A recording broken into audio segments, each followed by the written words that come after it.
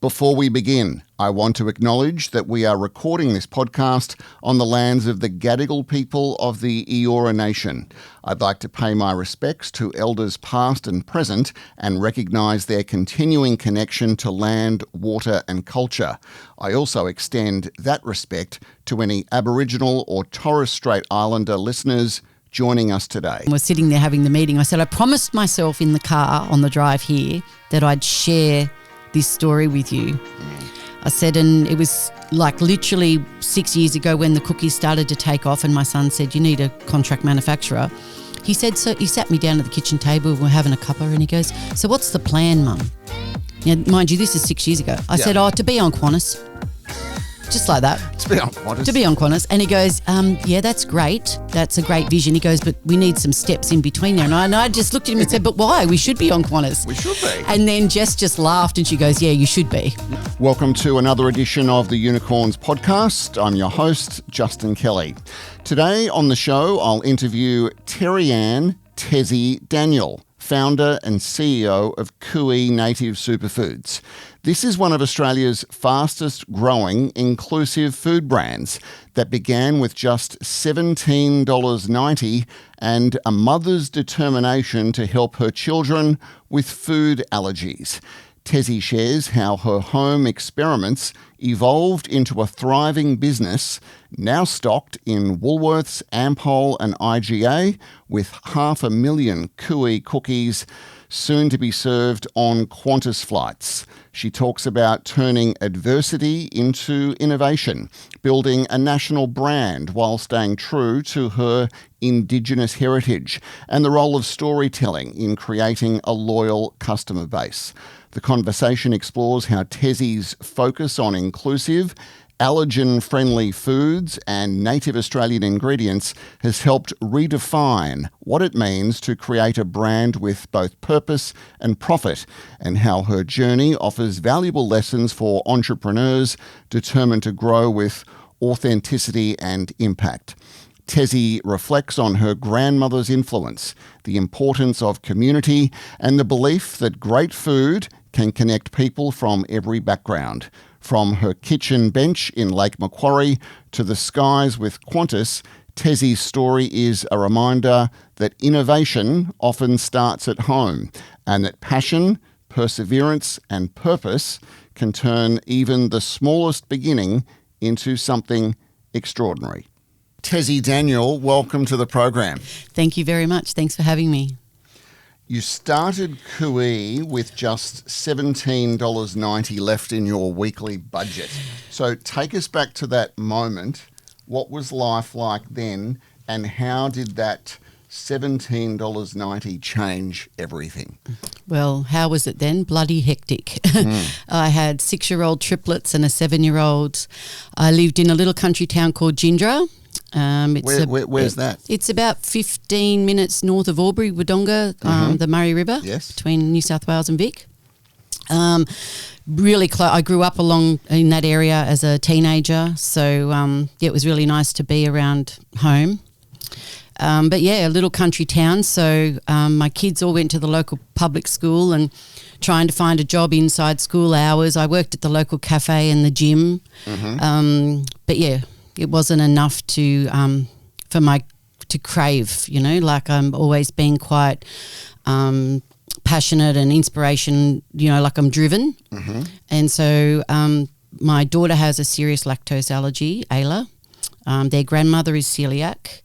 My son, Ryle, who now works in the business, and his wife were on a vegan journey at the time. And I was like, oh my God, I just want to put a plate of food on the table that everybody can enjoy, right? And it's safe. Yes. So, yeah, and being a single mum, I didn't have a lot of money. So, yeah, once all the bills were paid and I knew the lights were on and everything else, I had $17.90 left over. And I'm not too proud to admit that. Like, we all go through different stages in our life, and that was a stage and a chapter in my journey. So, yeah, I spent that money on ingredients, gluten-free flours, trialling different ones, and different ingredients. Like vegan chocolate is not the cheapest chocolate to buy, by the way. It's not. No. So when you're having a go at making cookies and you're throwing it away because it hasn't worked, people might think you're a bit crazy, which, you know, that's okay. There's worse things to be called, right? Tezzi, I think we're all a little bit crazy. Yeah. So, and that's, how it started. But I wanted to create cookies that people with no allergies tried and went, oh my God, these are delicious. Do you know what I mean? Like, I didn't want to create another vegan gluten-free cookie that tasted like hydrated cardboard. There's no joy in that. Right. Right. And I must confess, I've tried the cookies and they are fantastic. Good. They really, really taste good. Yeah, so, and that's how it did. I mean, I threw out enough cookie dough to feed a small starving country. Like, there was a failure after failure, and a lot of people would have given up. But to me, there's only one backup plan, and that's to get back up.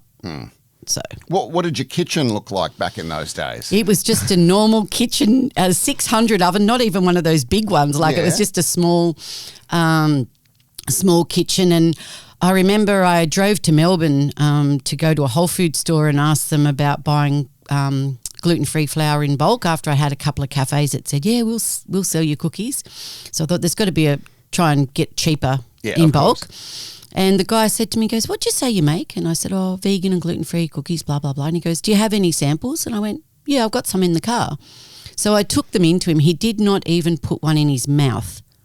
And he said, I'll take 10 kilos of each. And there was like 6 varieties. Yeah. And I was like, okay. And I was like the Toyota chicken, going into the car park, clicking my heels, thinking I'd won the lotto, until I realised that was like 10,000 cookies that I had to bake by hand out of this little oven and get them back to him in like 3 weeks. How did you do that? I worked 18 hours a day, every day until they were baked. And called in the masses. My sons helped. My kids helped. I even had my mum helping. All hands on deck. All hands on deck. And then we realised we had a viable product because they sold 96 kilos in 5 weeks out of those like bulk bins, like the scoop. Yes. So that's how they were sold, and then COVID hit. But, I'm not the only one with the COVID story. Everyone's got a COVID story. But was that the moment when you got that order from the Melbourne store where you realised, hang on, this potentially is not just a side project. This is maybe a business? Yeah. It definitely was the light bulb moment. And my son, Ryle, he came down to visit me from Sydney, and we were sitting there. Now, this is 6 years ago, right? And he said, Mum, you're really onto something here, but you can't keep baking 18 hours a day with 4 little kids. You're going to kill yourself. So we need to get you a contract manufacturer. So then we rang around and around. They were like 30,000, cookies is our minimum MOQ. And then we came across our manufacturer that still works for us. And he said to me on the phone, he goes, darling, I'll bake you 10 kilos or I'll bake you 100 or I'll bake you 1,000. He goes, we'll grow with you. And they have. And they've pulled up their sleeves and grown with us. So it's been fantastic. What was it, Tezzi, that drove you to baking in the first place? Well, my fondest childhood memories are baking with my grandmother. School holidays, she had the old sieve, that you'd have to squeeze the hand and the flour would come out like that. My mum had one of them. Yeah, me and my sister would fight over who got to do that, and the old mix the beater with the double beaters, and you'd have to spin it round. We'd argue over who was going to lick that clean. We're showing our age. Yeah, I know, right? Well, maybe we should bring some of those things over TikTok and Instagram for the kids to muck around with. So the fond memories of baking with my grandmother. She used to make her own jams, stewed fruits. Everything was homemade. If there was a wedding or a christening or a birthday, my grandmother made the cake in town. It was. That's where it came from, and like I'm a proud Wiradjuri woman, and my mum and my grandfather and my great-grandmother, all our mob come from Gilgandra.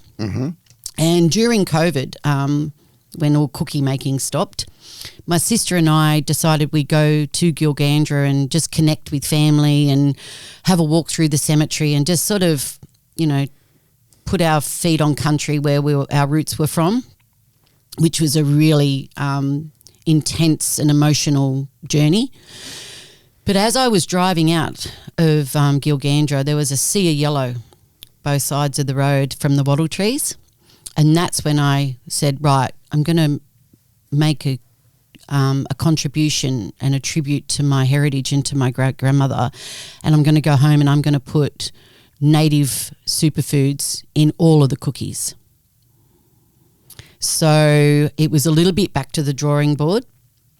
But wow, it made such a difference to me personally, and to see that I can make a bit of a difference, like that kids today are growing up.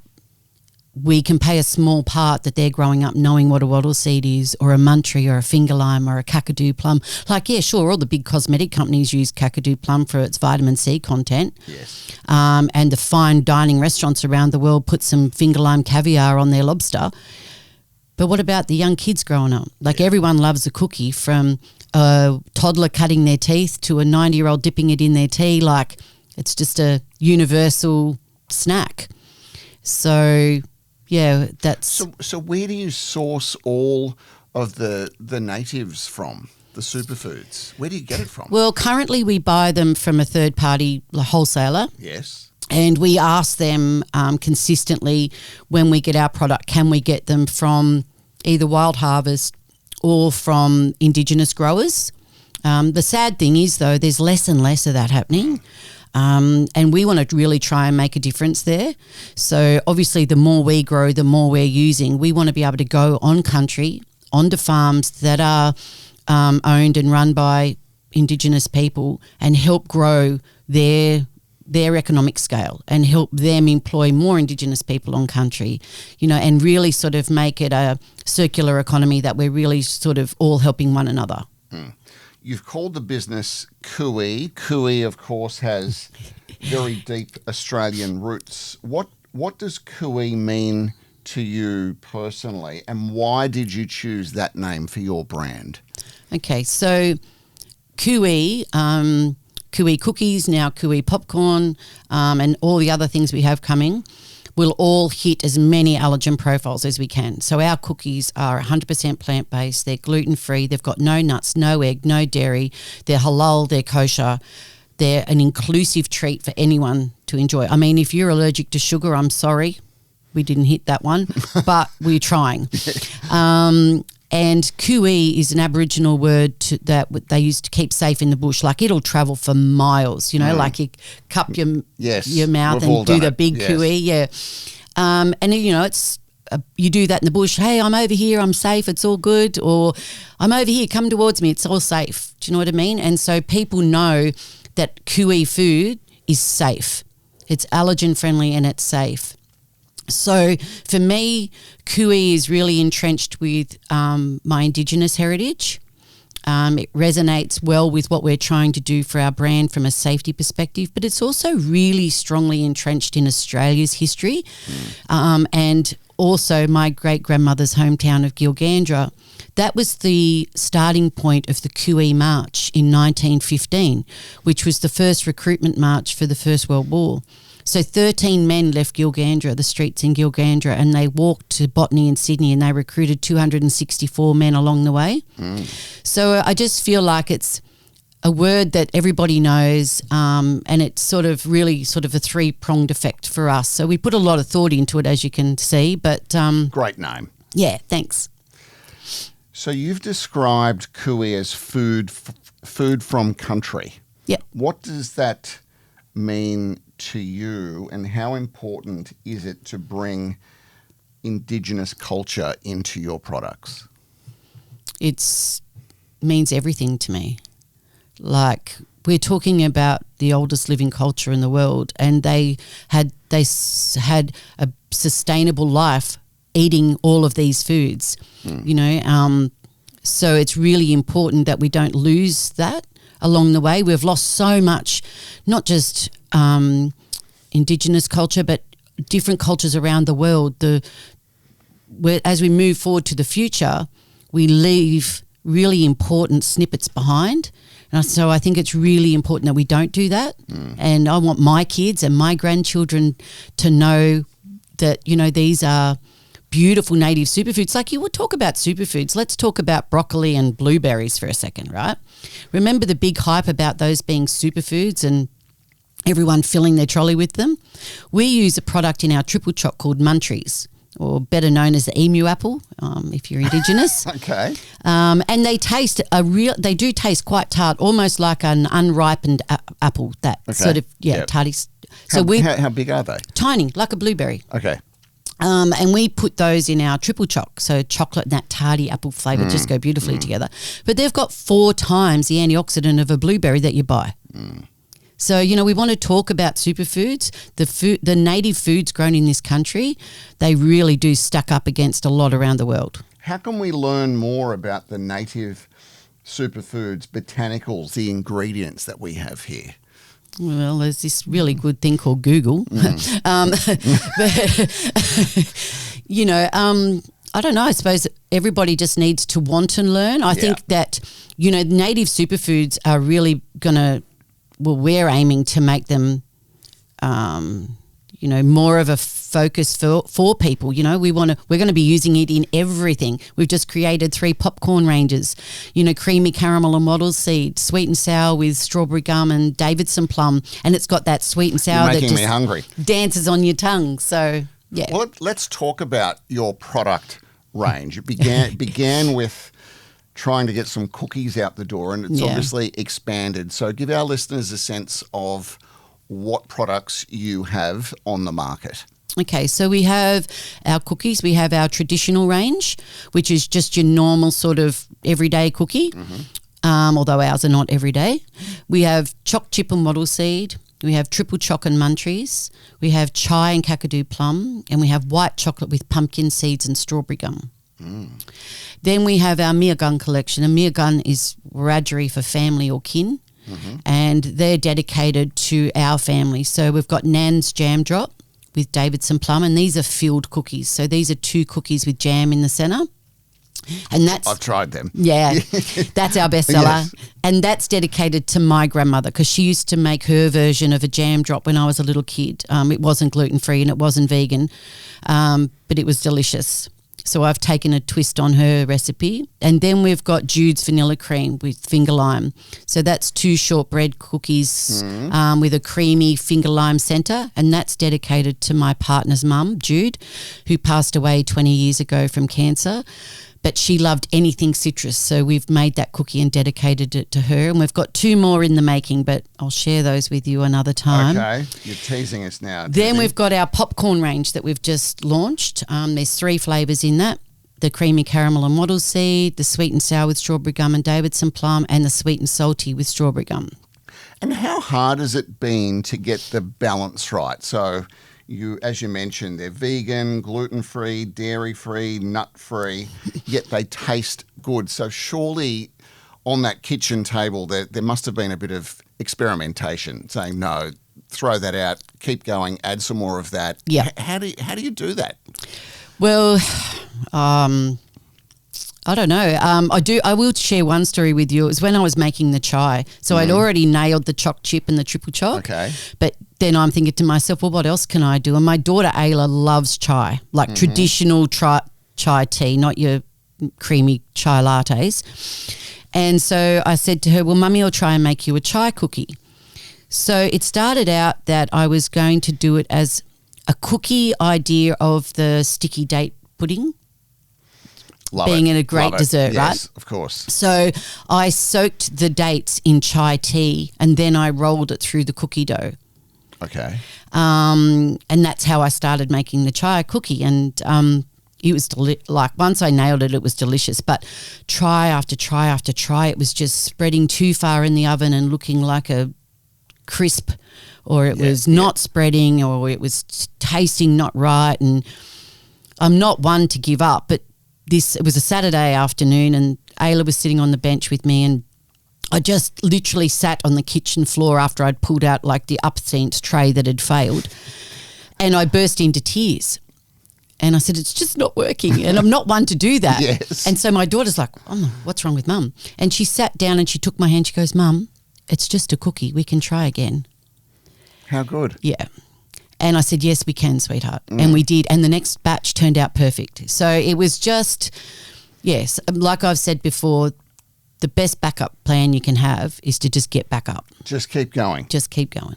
So you've gone from baking at home to now being stocked in Woolworths Metro, Ampol Foodery, IGA, I think there's some Spa up in Queensland, Yeah.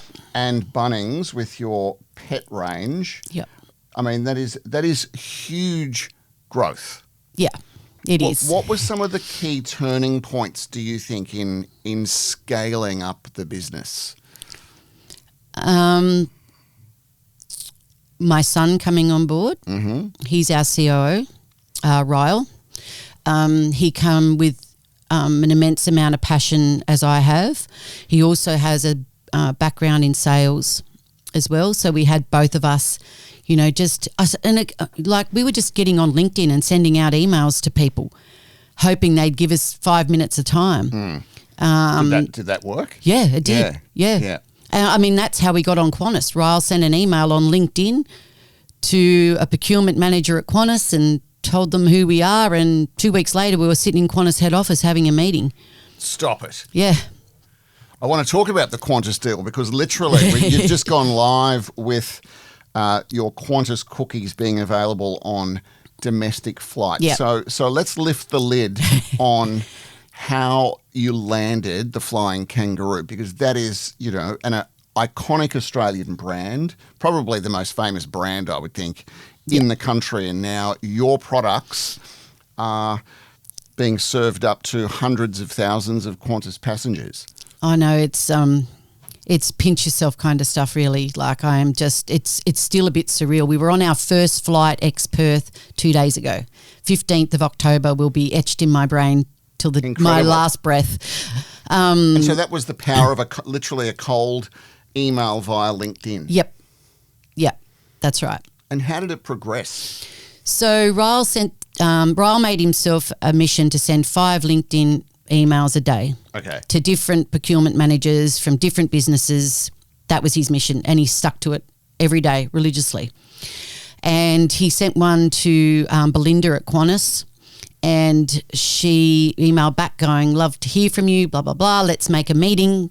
When would you be available to come in and meet Jess, who is the head of menu selections?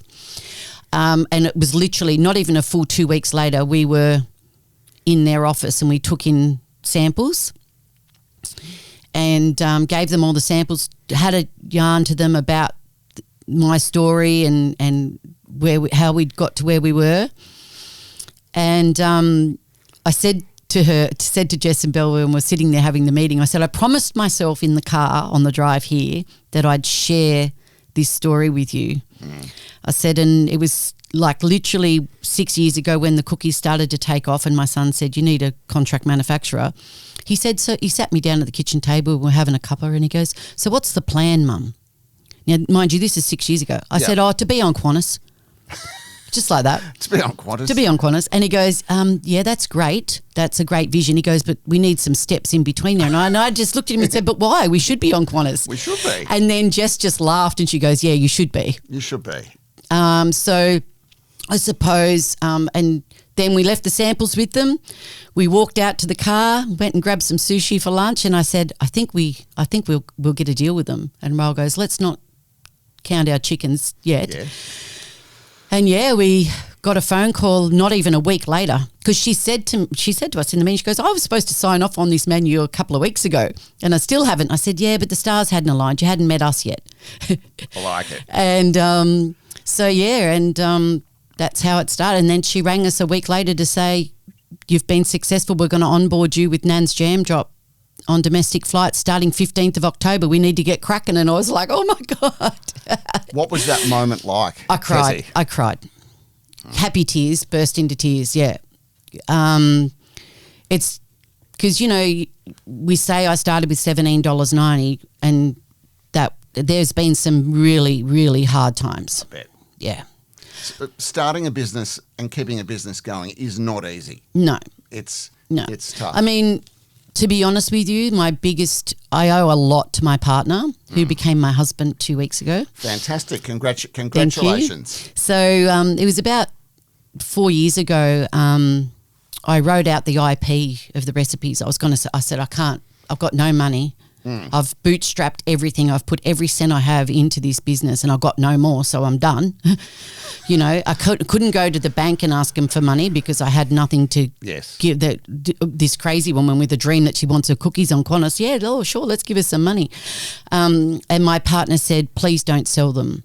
He goes, not only do your cookies taste amazing, he goes, I believe in you that you can make a go of this. So he invested a large chunk of change, which got us to brand at Cooee, got our new packaging, got all of that going, and he's just been an unwavering pillar of support the whole time, as my children and their wives have been, and my family. So yeah, it's been a hard slog. So, but now we're on Qantas, and that's super exciting. So for those passengers that are either listening to this on board, which you can do these days, or potentially about to jump on a flight, what can passengers domestically expect? A very, very delicious Nan's jam drop. Two shortbread cookies. Do you get one? Do you get two? You get a large 40-gram sized Nan's jam drop. Mm-hmm. So a few bitefuls. Yeah. So it's a beautiful shortbread style biscuit with a Davidson plum jam in the centre. Yeah. So it's really yum. The sticky gooey jam and the cookie, it's a really nice mix. And what is the deal, Tezzi? Not going into the commercial particulars, but it started in Perth. Where does it go? So Qantas work on a 6-week rotating cycle. Mm-hmm. So their weeks start on a Wednesday. So we started off in Perth this Wednesday. So all week from this Wednesday to next Wednesday, we'll be out of the Perth port. Yes. And then we'll move to another port. I think it's Brisbane next. I'm not sure. But it'll go Perth, Brisbane, Sydney, Adelaide, Darwin, Canberra. So there's 6. Moves around. And we'll move around. So every 6 weeks we'll be back in the Perth port. And that's for 12 months. So Qantas have told us that Nan's Jam Drop in the 12 months will be served to around 600,000 passengers. Amazing. Yeah. You mentioned bootstrapping the business. Let's talk about how this enterprise, how you've kept it going. Have you had to bring on, you've mentioned your now husband putting in some money. Yeah. Have you taken on any external funding to keep things going, to help you grow? Yeah, we had a investor about 18 months ago. Mm-hmm. They actually were seeing our business through the MBA students at the uni. They were working on our business as their piece of their final MBA. And one of those students rang me up just before Christmas and asked if he could invest. I won't reveal his name because I'm not sure if he wants that mentioned. Sure. But fortunately for us, about 5 months ago, we had a substantial investment of $1.5 million into the business from a venture capital company called Oka Ventures. Mm-hmm. They only invest in Indigenous businesses. And they have just been so supportive, really sort of wanting us to be successful. Yes. So that's really nice that there's a big company out there with money that want to invest in Indigenous businesses and see them succeed. So we couldn't have done some of the things that we've done without that investment, because growing a business at scale takes capital. Yes. So if you don't have it, you just got to grow, because that's how a lot of businesses go broke. They scale too quickly and they don't have the money to back themselves. So, if we get a big bake and, we've got to pay for our bake in 30 days, but our customer might not pay us for 45. So you've got to be able to carry that. It's quite intense. So tell us about the operation. So we're talking today in Sydney. Mm-hmm. Home for you is in Lake Macquarie. Yep. Obviously in New South Wales. Yep. But as I understand it, you've got bits and pieces all over the country. Yeah. How does it all come together, Tezzi? Oh, I don't know, to be honest. Well, I made a promise to myself, if the business ever got successful, I would want to hire women in regional areas. So my first hire was Claire, who works in Wagga. Okay. and she's been with us 18 months. And what does Claire do? Claire does everything. Like literally, she's Good a on you, gem. Claire. So Claire works remotely from Wagga Yes. and comes up probably once every 6 months, occasionally, yeah. But so I really wanted to stay true to that. Robin, who manages our warehouse in Rathmine, so we've got an office and warehouse about 10 minutes from my house. So that's regional New South Wales. Robin works for us there. She's a gem. And up until, it'll be 12 months next week when Ryle started. Yes. So it was basically just Ryle, Claire and I running the business and Robin facilitating orders in and out of the warehouse. But then once we got the Ochre investment, it allowed us then to employ people to be able to grow the business. Yes. So now we have a national sales manager for food, we have a sales director for pets, we have a finance director and we have an operations director. So we've grown a lot. And we all met last Tuesday at our office. They all come up from Sydney and Yes. we're in the office. And I literally got tears in my eyes because I've got this gun A-team around me that allows us to really get out there and get the product in front of people so that they can try it and taste it and give it to their dog and, it's pretty surreal. We've mentioned pets a few times and Bunnings, but we haven't got into the detail. Yeah. What have you done in the pet world? How on earth did you create it? And what is it? And where can we buy it? Okay, so we created Bungee. Bungee is the Aboriginal word for mate, and if most cases your dog is your best mate. That's true. Yeah. So we had Kate Webster. I need to mention her before I go any Please. further. Kate Webster is a young Wiradjuri girl and she does all our artwork. So the artwork on our cookie packs, the artwork for Bungee, the artwork for our limited edition tins, the artwork for popcorn, anything we do, the Qantas contract, new artwork. So Kate's amazing. She brings her original youthful vision to what's the words? Traditional art. Yeah. So she sort of brings that blend together, which is amazing, and we just love working with Kate. But Bungee, she created the artwork for Bungee, and she's got a yarning circle in the centre of the dog you'll see on the pack. And it's because the dog's often the beating heart of the home. And at Bungee, we believe that even though we might go to a pound and rescue a puppy and bring it home and it becomes a part of our family, but also it's proven scientifically and medically that if elderly or people suffering from PTSD have a dog, they have a much longer and more enjoyable life when they have that companion. So just as we save them, they save us. Yes. And Mother Earth, like if you look back in Aboriginal culture, Mother Earth looks at everyone equal, from a tree, a bush, an animal, a human. They're all equal in her eyes. I should say this is dry food. Yes. That you buy. And how big are the packs? So we've got 400 gram bags of treats. We've got 3 flavours. We've got Nana's lamb and saltbush stew. We've got roasted beef and wild rosemary pie.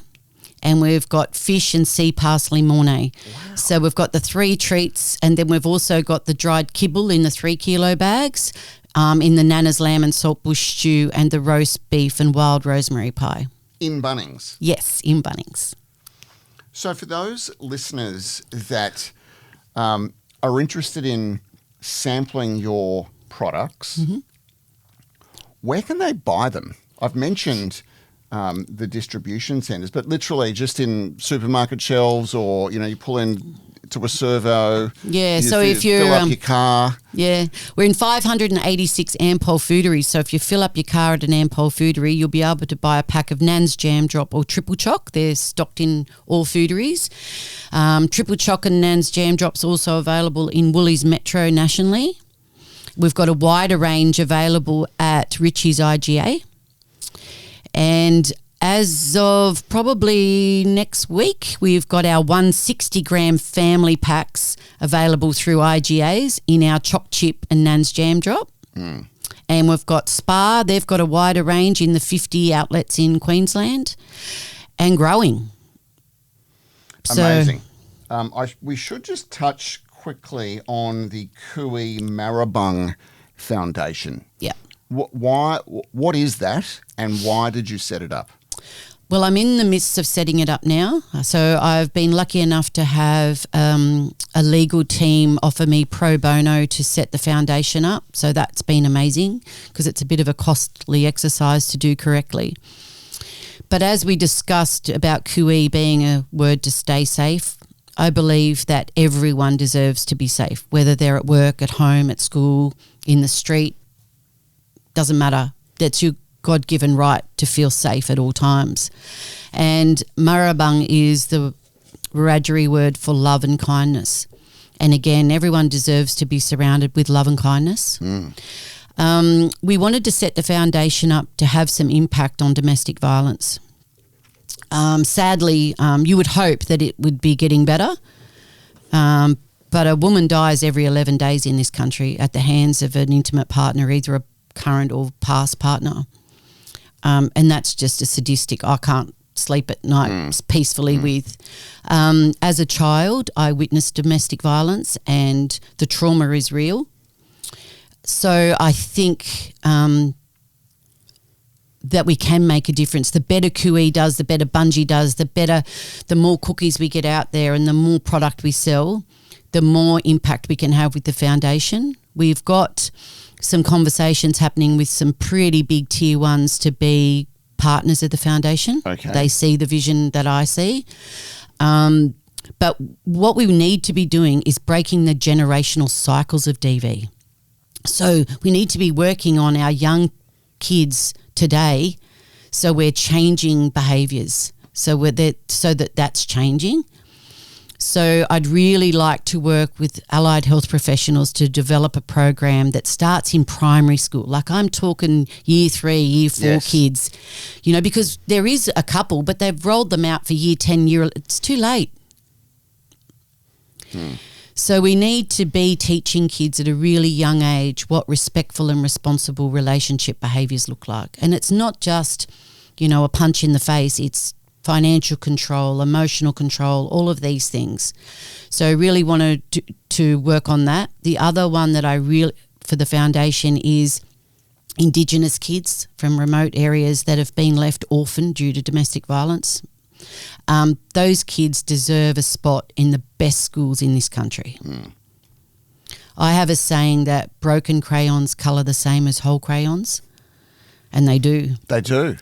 It doesn't matter. I mean, it does matter, but if you've been broken by domestic violence and you've been hurt, you still have a right to go out and colour your world your way. And these kids deserve the best opportunities we can possibly give them to go and live their life and live their dreams. We're almost out of time, Tezzi. Let's look to the future. Where do you want Cooee to be in 5 years? Everywhere. I love it. Well, I've got a pipeline of products. We can be in every different aisle in the supermarket, from pre-made meals to ice creams to, muesli bars, breakfast cereals, you name it. Native superfoods have a place in every bit of food that we eat. I want to put native superfoods on the world stage. We were lucky enough this January just gone to be showcased at the Australian Open on the world stage, and that was just the start. So, we're not stopping now. Final question to you. Thank you. If you could tell your Thank you so much. It's been an absolute one pleasure. thing from the journey so far, what would it be? Believe in yourself, back yourself. Yeah. And that's the one thing that even if this company becomes, a multi-million-dollar company and, the dreams come true, to me that's not, the money's not the reason. Leaving a legacy to my children and my grandchildren, that one person can make a difference and you can be resilient and you can get up and you can keep on going, that's the important thing to leave behind. Tezzi Daniel, CEO and founder of Cooee Native Superfoods, thank you for coming onto the program today, and all the very best in the future. Thank you so much. It's been an absolute pleasure. Thank you.